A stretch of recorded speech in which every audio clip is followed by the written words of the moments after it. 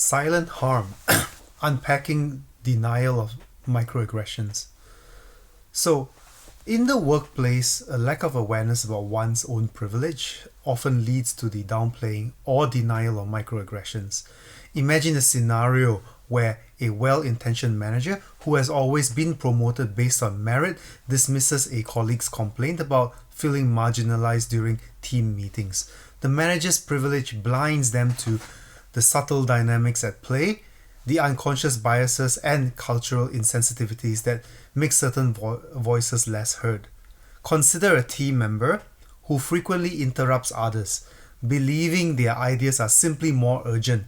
This behavior, often unnoticed by those accustomed to having their voices prioritized, silences colleagues who may already feel marginalized. The interrupter's privilege, unseen and unacknowledged, perpetuates an environment where microaggressions thrive unchecked. By not recognizing their own privilege, individuals fail to understand the cumulative impact of those seemingly minor slights. They inadvertently contribute to a culture where microaggressions are minimized, causing further harm to those affected. Awareness and education about privilege can bridge this gap, fostering a more inclusive and empathetic workplace where all voices are valued and respected. Let's have a look at 4 reasons why people downplay or deny microaggressions. A. Ignorance to privilege. Emily, part of the racial majority at her company, never noticed the subtle advantages her race afforded her. She viewed her smooth career progression as normal and attributed it solely to hard work. When Raj, a minority colleague, mentioned experiencing microaggressions, Emily struggled to relate and dismiss his concerns, admitting she had privilege conflicted with her self-image as fair as and unbiased. This cognitive dissonance made her deny the existence of microaggressions, using it as a defense mechanism to avoid feeling guilty. Consequently, she downplayed Raj's experiences, perpetuating inequality and missing the opportunity to foster a truly inclusive workplace. Many are unaware of their privilege, seeing their experiences as the norm. Admitting privilege conflicts with their self-image, causing cognitive dissonance and leading to denial or minimization of microaggressions as a defense mechanism. So let's talk about lack of awareness. And it comes to 2 things: unawareness of privilege. Many people are unaware of the privileges they possess. Privilege by its nature is often invisible to those who have it. For example, someone who is part of the racial majority might not notice the subtle ways in which their race affords them advantages in the workplace. Normalization of experience. Individuals often view their own experience as the norm. If they have not faced discrimination or microaggressions themselves, they may struggle to recognize these issues when others report them. Next, let's talk about cognitive dissonance, where there's self-image conflict and also defense mechanism. So admitting to having privilege and contributing to microaggressions can conflict with one's self-image as a fair and unbiased person.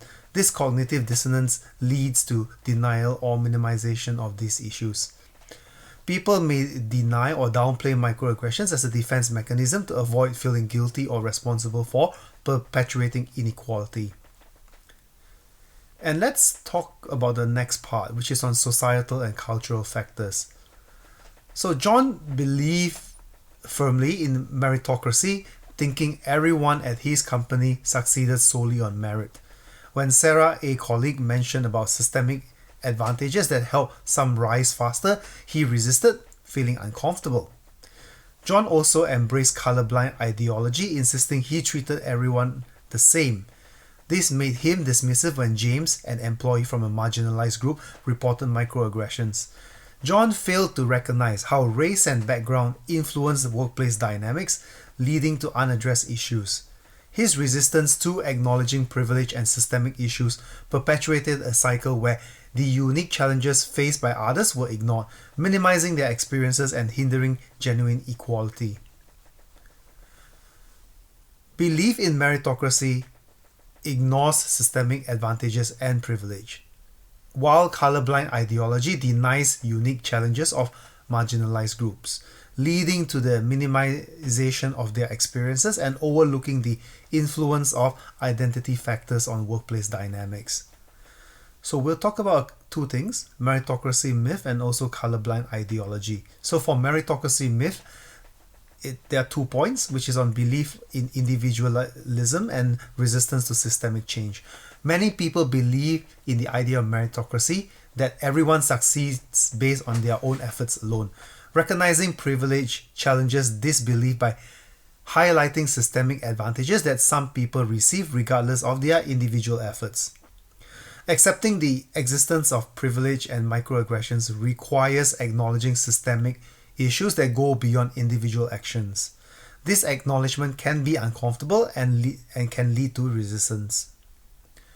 On colorblind ideology, so it boils down to denial of differences. So the ideology of colorblindness suggests that treating everyone the same, regardless of their race or background, is the path to equality.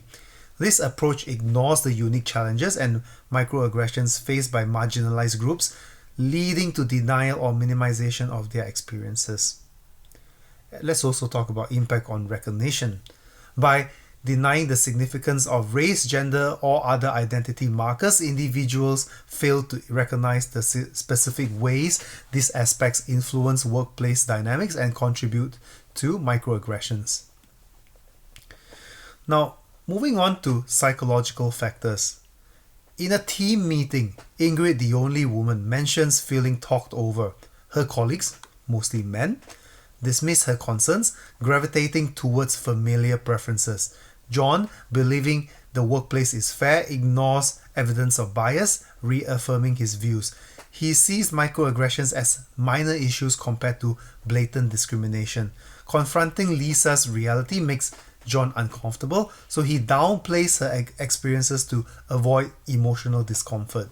This Ingroup bias and minimization of harm perpetuate an environment where microaggressions are overlooked, leaving Ingrid's experiences invalidated and unaddressed.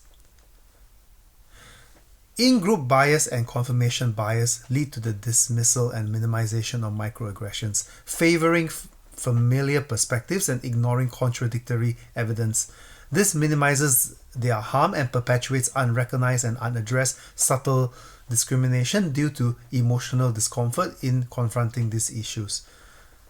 On in-group bias, favoring the familiar, people naturally gravitate towards and favor those who are similar to them.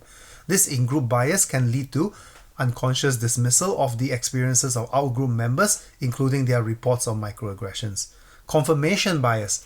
Individuals tend to seek out and favor information that confirms their existing beliefs. If someone believes that their workplace is fair and inclusive, they may dismiss evidence of microaggressions that contradict this belief.